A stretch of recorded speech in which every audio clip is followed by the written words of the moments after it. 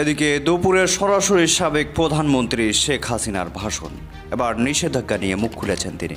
আর বসে থাকার সময় নেই ঘোষণা দিয়ে রাজপথে নামার কঠোর ডাক দিয়েছেন তিনি।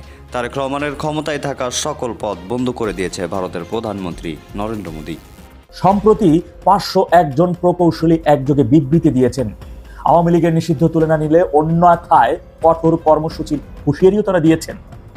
আওয়ামী লীগকে নিষিদ্ধ করার প্রতিবাদে 501 প্রকৌশলীর বিবৃতি। অবিলম্বে এই নিষেধাজ্ঞা প্রত্যাহারের দাবি জানিয়েছেন তারা। আওয়ামী লীগের কিছু হবে না ভাই, আওয়ামী লীগ ফিরবে, আওয়ামী লীগ সমহিমায়। দর্শক, অবশেষে দেখা মিলল সাবেক প্রধানমন্ত্রী শেখ হাসিনার। দুপুরের পর দিয়েছেন সরাসরি ভাষণ। কথা বাড়াচ্ছি না, এ বিষয়ে বিস্তারিত সেই ভাষণ আমরা কালেকশন করেছি এবং সেগুলো আপনাদের জন্য নিয়ে এসেছি, সেটা আপনাদের দেখাবো। যদিও অনেকেই এই ভাষণটি মিস করেছেন আজকে দুপুরে। দর্শক, নিষেধাজ্ঞা দেওয়া হয়েছে আওয়ামী লীগের উপরে। এই নিষেধাজ্ঞা দেওয়া মানে বিএনপি নিজের পায়ে নিজে কুড়াল মেরেছে। ভয়াবহ সময় আসতে চলেছে বাংলাদেশের সামনে এবং শেখ হাসিনা ভয়ানক কর্মসূচি দিয়েছে। এমনকি শেখ হাসিনা তো পালিয়ে ভারত গেছে। তিনি বলেছে তারেক রহমান পালিয়ে এবার লন্ডনও যেতে পারবে না। কথা বাড়াচ্ছি না, চলুন বিস্তারিত সেই ভাষণগুলো জেনে আসি, দেখে আসি। আশা করি সঙ্গেই থাকবেন। আওয়ামী লীগ নিষিদ্ধ, আওয়ামী লীগ যারা করবে তাদেরকে একেবারে নিশ্চিহ্ন করে দেওয়ার চেষ্টা। কি করে নিশ্চিহ্ন করবে আমাকে বলেন তো? এই ডক্টর ইউনূসের ক্ষমতার লোভ, এর লোভের তো সীমা নাই। এর সারা বিশ্বকে নিজের ভাবমূর্তি গড়ে তুলেছে। তিনি একেবারে শান্তির বাণী ছড়িয়েছেন। তিনি একেবারে শান্তিতেই বিশ্বাস করেন। দরিদ্রের বন্ধু অমক সমক, দারিদ্রকে নাকি সে মিউজিয়ামে পাঠাবে। এই বাংলাদেশে আওয়ামী লীগ সরকার আসার পর আমরা দারিদ্রের হার কমিয়েছি। 41 ভাগ থেকে 18 ভাগে নামিয়েছিলাম, 18.7 ভাগে। হত দরিদ্র 25.1 থেকে 5.6 নামিয়ে এনেছি। বাংলাদেশকে আমার লক্ষ্য ছিল এই অতি দরিদ্র বলে কেউ থাকবে না। যারা গৃহহীন মানুষ সেই পাহাড় অঞ্চলে, তারা পছন্দ করে সে মাচাং করে ঘর করে দেওয়া, তাদেরকে সেরকম ঘর করে দিয়েছেন। আমার লক্ষ্য ছিল একটা মানুষ ভূমিহীন গৃহহীন থাকবে না। আমার অপরাধটা কি? আমার নামে মিথ্যা অপপ্রচার। আমি নাকি 1400 মানুষকে হত্যা করেছি। আজ পর্যন্ত 1400 মানুষের নাম ঠিকানা দিতে পেরেছে জাতিসংঘ। এই ইউনূসের সেই ইউনূস সেন্টারে তৈরি করা সেই রিপোর্টের ভিত্তিতে বলে ফেললো। আমি চ্যালেঞ্জ দিচ্ছি, আমি কোনো মানুষ হত্যা করি নাই, আর হত্যা করার নির্দেশ আমি দেইনি। যাদেরকে আমি এত কষ্ট করে জীবন মান উন্নত করে দিয়েছে তাদেরকে আমি হত্যা করতে যাব কেন? কিন্তু যখন পুলিশ ফাঁড়িতে আগুন দিয়েছে, পুলিশকে পিটিয়ে পিটিয়ে হত্যা করেছে, পুলিশকে পা বেঁধে ঝুলিয়েছে, এটা তো আইনেই আছে, সিআরপিসিতেই আছে, এসওপিতে আছে। এটা শুধু আমার দেশে কেন, সারা বিশ্বে আছে। এবং এখন ইউনূসের সময়ও তো পুলিশ কমিশনার বলে দিল যে সরকারি প্রতিষ্ঠান ক্ষতি করতে গেলে বা পুলিশের উপর হামলা করতে গেলে তাকে গুলি করতে পারে। তাই যদি হয় তাহলে আমার বিরুদ্ধে মামলা হবে কেন, বা পুলিশের বিরুদ্ধে মামলা হবে কেন, বা সেনাবাহিনীর বিরুদ্ধে মামলা হবে কেন? তারা তো দেশের মানুষের জীবন রক্ষা করা, মানুষের সম্পদ রক্ষা করার জন্য পদক্ষেপ নিয়েছে, সেজন্য তাদের বিরুদ্ধে তো মামলা হতে পারে না। আমি জানি না আজকে আমাদের আইন শৃঙ্খলা রক্ষাকারী সংস্থা, সশস্ত্র বাহিনী, সিভিল প্রশাসনের কর্মকর্তা প্রত্যেকের বিরুদ্ধে মামলা, এমনকি নির্বাচন কমিশনের প্রধান, নির্বাচন কমিশনারদেরকে নিয়ে যেভাবে তাদেরকে অপমান করা হলো, চিফ জাস্টিসকে হাতে হাত করা পড়ানো, এসবের বিচার এবং হিসাব হবে। আজকে আপনারা এখানে যারা নির্যাতিত তাদেরকে বলবো, মামলা দিতে গেলে নেবে না, কিন্তু তাও মামলা দেওয়ার চেষ্টা করতে হবে। মামলা পাঠাতে হবে, অনলাইনে পাঠান, রেজিস্ট্রি করে পাঠান, কিন্তু মামলা একটা দিয়ে রাখেন। কারণ যখন আমরা এদের সকলকে সাহায্য করব বা এর বিচার করব, তখন এগুলো আমাদের প্রয়োজন হবে। কারণ এর সমস্ত হুকুমদাতা হলো ইউনূস, কাজে তার বিরুদ্ধে মামলা করতেই হবে। ধরে নিয়ে পিটিয়ে পিটিয়ে আমার আওয়ামী লীগের নেতাকর্মীদের মারে, মা বন্ধুর উপরে অত্যাচার করে, এটা এমনি এমনি যাবে না। একদিন এর শাস্তি ইউনূসকে পেতে হবে। একটা নির্বাচন করেছে, প্রহসনের নির্বাচন, ভোট আর দিনে দেওয়া লাগেনি, আগের দিন সন্ধ্যা রাত থেকে ভোট টোট দেওয়া হয়ে গেছিল। তারপরে একটু নাটক সাজানো, বিদেশি সাংবাদিকদের দেখা, ছবি তুলে দেওয়া, আহা বাহ বাহ, চমৎকার ইলেকশন। সেখানে যে বিরাট শুভঙ্করের ফাঁকি, সেখানে তো ভোটারবিহীন ইলেকশন। আমরা কোনো হরতালও ডাকিনি, বাধাও না দিয়ে আমি শুধু জনগণকে বলছি, আপনারা যেখানে নৌকা মার্কা নিয়ে আওয়ামী লীগ নাই সেখানে আপনারা ভোট দিতে যাবেন না। জনগণ আমাদের কথা শুনেছে, তাদের প্রতি কৃতজ্ঞতা জানাই। হ্যাঁ, বিএনপির কিছু কিছু এলাকায় তারা আওয়ামী লীগের কাছে ক্ষমা চেয়েছে, তাদের কাছে ভোট ভিক্ষা চেয়েছে, আমাকে যখন বলেছে আমরা ঠিক আছে দাও, সেখানেও কিন্তু ওই ফ্যাসিস্টের ভোটই লেগেছে ক্ষমতায় যেতে। এটা তারিখ জেগে মনে রাখতে হবে। তার এমপিদের কাছে জন্য জিজ্ঞেস করে নেয় কোন কোন এলাকার এমপি, আমার কাছে তালিকা আছে, বলতে পারবো। যাও, আমি এটুকুই বলবো যে ঠিক আছে, আপনারা নোবেল প্রাইজ যিনি পায় তার দেশ চালানো দেখেছেন, এখন আরেকজন এসেছে, তারেক জিয়া, তার দেশ চালানোটা আপনারা একটু দেখেন। এদেশের মানুষকে যখন আমি সুখে রেখেছিলাম তখন সব আমার বিরুদ্ধে নেমে গেল, আমার পদত্যাগ চাই। তখন পদত্যাগ করে কি পেয়েছে সেটা তারা একটু দেখুক। যদিও আমি পদত্যাগ করিনি, কিন্তু তারপরে তো একটা সরকার এসে বসলো, লুটপাট করে নিয়ে গেছে। কত সম্পদের মালিক তারা হয়েছে তার হিসাব নেন এই উপদেষ্টা আর এদের কাছ থেকে। প্রত্যেকটা হিসাব নিতে হবে, কারণ ওগুলি জনগণের সম্পদ, জনগণের টাকা। পরিষ্কার কথা, কত নিছো, কত লুকিয়ে রেখেছো, কত ফেরত দেবে, সব ফেরত আনতে হবে। কারণ ওই তারেক জিয়া কোকোর পাচার করা টাকাও আমি ফেরত এনেছিলাম বিদেশ থেকে, এদেরও সব ফেরত আনা হবে, আর সেগুলি আমাদের দুস্থ মানুষের মাঝেই বিলিয়ে দেওয়া হবে। এটাই হচ্ছে। তো আপনারা সবাই ভালো থাকেন, সুস্থ থাকেন, আমি এই দোয়া করি। আমি আছি আপনাদের পাশে সবসময়, আমার সাথে কথা হয়, আমি গতকালকেও কথা বলছি, কয়েকজন ভান্তের সাথেও কথা বলছি, আগামীকাল আবার তাদের সাথে কথা বলবো। আমি সবার সাথেই কথা বলে আলোচনা করি, আর কি অসুবিধা জানার চেষ্টা করি। বেঁচে যখন গেছি অন্তত এইটুকু সুযোগ আল্লাহ আমাকে দিয়েছে, যখন আমি হয়তো কাছে থাকতে পারি না, কিন্তু তারপরেও আমি টেলিফোনের মাধ্যমে সবার কাছ থেকেই সকলের সুখ দুঃখের সাথেই সবার কথা জানতে পারি। এবং যখন আসবো অবশ্যই এই দেশ আবার আমরা গড়ে তুলবো। আজকের এই সময় আমাদের আনন্দ উৎসব করার কথা ছিল, উন্নয়নশীল দেশের মর্যাদায় আমরা উন্নীত হয়েছি, কিন্তু সেটা আর করতে দিল না, আবার দেশটাকে পিছিয়ে দিল। তবে আবার আমরা মুক্তিযুদ্ধে বিজয়ী জাতি, আবার আমরা মাথা তুলে দাঁড়াবো। 2041 সালের মধ্যে বাংলাদেশ স্মার্ট বাংলাদেশ হিসেবে আমরা গড়ে তুলবো, উন্নত সমৃদ্ধ সোনার বাংলাদেশ গড়ে তুলে জাতির পিতার স্বপ্ন পূরণ করব। সবাইকে ধন্যবাদ। জয় বাংলা, জয় বঙ্গবন্ধু, বাংলাদেশ। 8ই এপ্রিল মহান জাতীয় সংসদে বাংলাদেশ আওয়ামী লীগের কার্যক্রম নিষিদ্ধ রাখার জন্য একটা বিল উত্থাপন করা হয়। দখলদার ইউনূসের সরকার যখন রাষ্ট্রপতিকে দিয়ে একটা অধ্যাদেশের মাধ্যমে বাংলাদেশ আওয়ামী লীগের কার্যক্রম নিষিদ্ধ করে 2025 সালের 11ই মে সেই অধ্যাদেশকে সংশোধন করে আইনে রূপান্তর করেছে বাংলাদেশের জাতীয়বাদী দল বিএনপি। সে অধ্যাদেশটি আইনে রূপান্তর করে 8ই মার্চ সংসদে উত্থাপন করে সর্বসম্মতিক্রমে পাশ করা হয়েছে, যার ফলশ্রুতিতে অনির্দিষ্টকালের জন্য বাংলাদেশ আওয়ামী লীগের কার্যক্রম বাংলাদেশে নিষিদ্ধ থাকবে এবং তাদের নিবন্ধন বাতিল হিসাবে গণ্য করা হবে। একজন আওয়ামী লীগের কর্মী হিসাবে আমি আল্লাহর কাছে শুকরিয়া আদায় করছি, যেই মহান জাতীয় সংসদে বাংলাদেশ আওয়ামী লীগের কার্যক্রম নিষিদ্ধ করা হয়েছে, সেই মহান জাতীয় সংসদ বাংলাদেশ আওয়ামী লীগের হাত ধরেই গঠিত হয়েছে। যেই দেশে এবং যেই ভাষায়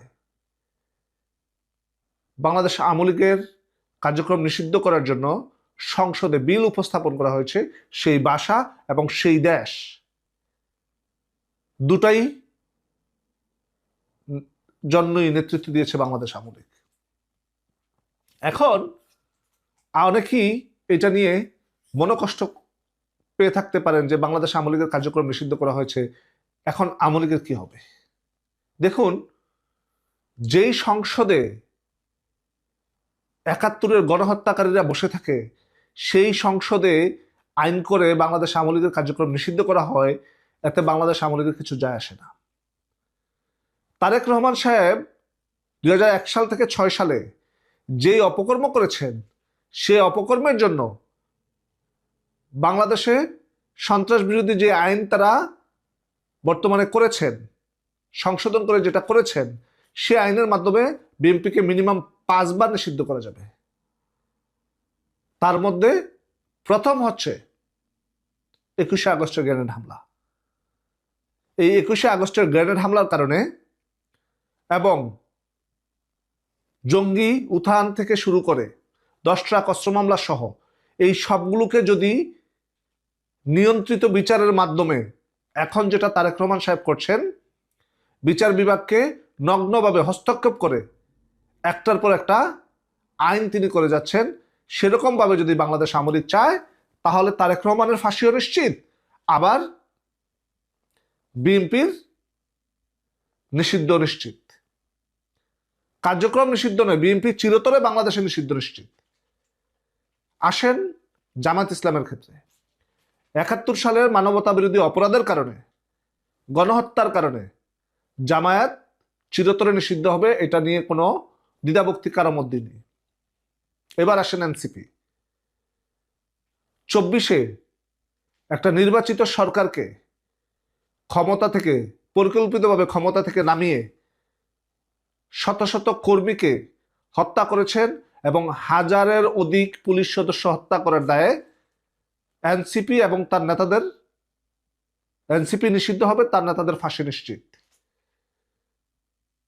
যেই সন্ত্রাস বিরোধী আইনের মাধ্যমে বর্তমানে বাংলাদেশ আওয়ামী লীগের কার্যক্রম নিষিদ্ধ করেছেন আমাদের জনাব খাম্বা তারেক সাহেব, সেই সন্ত্রাস বিরোধী আইনের মাধ্যমেই একদিন এই বাংলার মাটিতে জামায়াত ইসলাম, এনসিপি এবং বিএনপি নিষিদ্ধ হবে।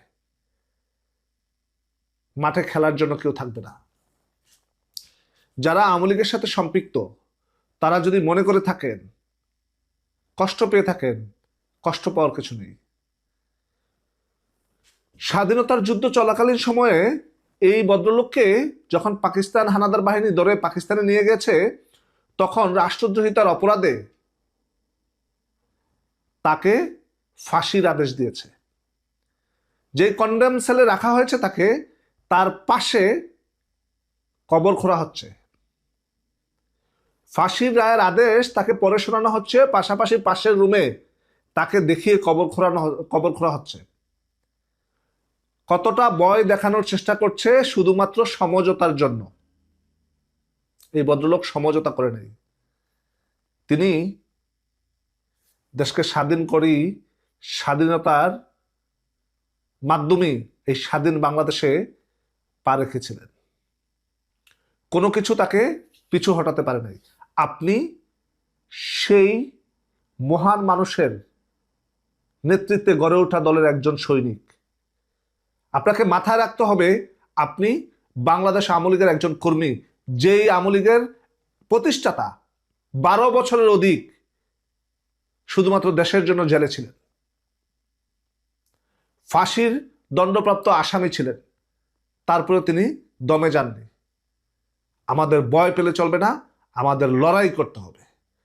লড়াইটা আমাদের শিরায় উপশিরায় আছে, সেটা নিয়ে আমাদেরকে সামনে আগাতে হবে। আজকে বিএনপি যেই সন্ত্রাস বিরোধী আইনের মাধ্যমে আমাদেরকে কার্যক্রম নিষিদ্ধের কন্টিনিউয়াস প্রসেস করে রেখেছে, তার মাধ্যমে একদিন এই বাংলার মাটিতে বাংলার জনগণ বাংলাদেশ আওয়ামী লীগকে নিষিদ্ধের সব জাল ছিন্ন ভিন্ন করে বাংলাদেশের আওয়ামী লীগকে নিয়ে আসবে। কারণ এই দেশটার প্রতিটা রগে রগে, রন্ধ্রে রন্ধ্রে বাংলাদেশের আওয়ামী লীগের অবদান। বাংলাদেশ আওয়ামী লীগ এই দেশটাকে স্বাধীনতা দিয়েছে, পৃথিবীর বুকে অস্তিত্ব দিয়েছে, আমাদের মুখে বাসা দিয়েছে। সবকিছুর পরে এই দেশটার জন্য সর্বোচ্চ স্যাক্রিফাইস বাংলাদেশ আওয়ামী লীগের প্রতিষ্ঠাতা জাতির পিতা বঙ্গবন্ধু শেখ মুজিবুর রহমান করেছেন। এই দেশের জন্য সপরিবারে তাকে জীবন দিতে হয়েছে। আর আপনি আর আমি সেই দলের একজন কর্মী। নিষিদ্ধ করেছে, লড়াই করে তাদেরকে প্রতিহত করে আমরা আমাদের দেশে বাংলাদেশ আওয়ামী লীগের নেতৃত্বকে ফিরিয়ে আনবো ইনশাল্লাহ। আজকে যারা মনে করছে আওয়ামী লীগকে তারা শেষ করে দিয়েছে, তারা জানে না তারা তাদের নিজেদের কবর খুলেছে। বাংলাদেশ আওয়ামী লীগকে শেষ করেনি। বাংলাদেশ আওয়ামী লীগ শেষ হবার নয়, শেষ কখনো করতে পারবে না তারা। সবকিছুর পরে বাংলাদেশ আওয়ামী লীগ ফিনিক্স পাখির মতো ফিরে আসবে ইনশাআল্লাহ। সবাই ভালো থাকবেন, সুস্থ থাকবেন। নিষিদ্ধের জন্য প্রয়োজনে মিষ্টি বিতরণ করুন। দেখুন, বাংলাদেশ আওয়ামী লীগকে নিষিদ্ধ করেছে তারা, কিন্তু তারা খুশি নয় নিষিদ্ধের উপরেও, কারণ তারা জানে আওয়ামী লীগ ফিরে আসবে। তো দর্শক, দেখলেন খুব গুরুত্বপূর্ণ প্রতিবেদন। এতক্ষণ আমাদের সাথে থাকার জন্য, দেখার জন্য সবাইকে ধন্যবাদ জানাচ্ছি। দর্শক, এখন এই বিষয়ে আপনাদের মতামতকে একটু কমেন্টের মাধ্যমে জানান। দর্শক, পরবর্তীতে থেকে গুরুত্বপূর্ণ নিউজ আপডেট আসতে চলেছে, তাই সেগুলো দেখার জন্য অবশ্যই চ্যানেলটি সাবস্ক্রাইব করে পাশে রাখা বেল আইকনটি অল করে দিন। তো দর্শক, ভালো থাকুন, সুস্থ থাকুন, আল্লাহ হাফেজ।